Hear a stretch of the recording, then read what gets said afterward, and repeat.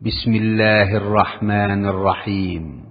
পরম করুণাময় ও অসীম দয়ালু আল্লাহর নামে শুরু। هل أتاك حديث الغاشية وجوه يومئذ خاشعة عاملة ناصبة। আপনার কাছে আচ্ছন্নকারী কিয়ামতের বৃত্তান্ত পৌঁছেছে কি? অনেকের মুখমণ্ডল সেদিন হবে লাঞ্ছিত, ক্লিষ্ট, ক্লান্ত।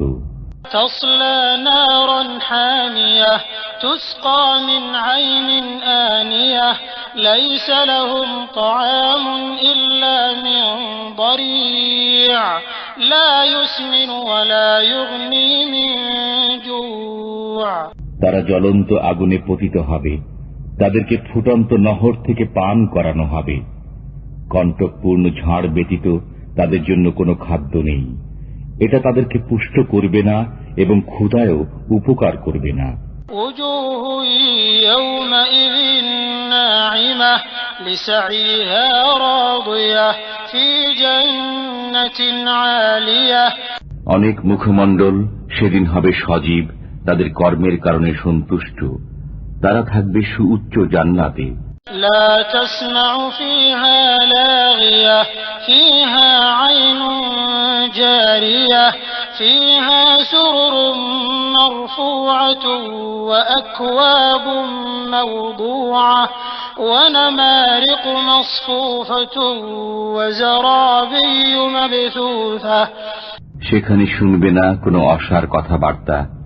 সেখানে থাকবে প্রবাহিত ঝর্ণা, সেখানে থাকবে উন্নত সুসজ্জিত আসন এবং সংরক্ষিত পান পাত্র এবং সারি সারি গালিচা এবং বিস্তৃত বিছানো কার্পেট।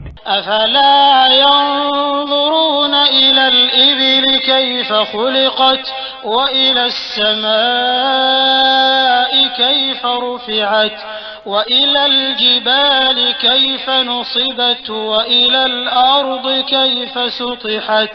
তারা কি উষ্ট্রের প্রতি লক্ষ্য করে না যে কিভাবে সৃষ্টি করা হয়েছে তা, এবং আকাশের প্রতি লক্ষ্য করে না যে তা কিভাবে উচ্চ করা হয়েছে, এবং পাহাড়ের দিকে যে তা কিভাবে স্থাপন করা হয়েছে, এবং পৃথিবীর দিকে যে তা কিভাবে সমতল বিছানো হয়েছে। فذكر إنما أنت مذكر لست عليهم بمسيطر إلا من تولى وكفر فيعذبه الله العذاب الأكبر إن إلينا إيابهم ثم إن علينا حسابهم। অতএব আপনি উপদেশ দিন। আপনি তো কেবল একজন উপদেশদাতা, আপনি তাদের শাসক নন। কিন্তু যে মুখ ফিরিয়ে নেয় ও কাফির হয়ে যায়, আল্লাহ তাকে মহা আযাব দেবেন।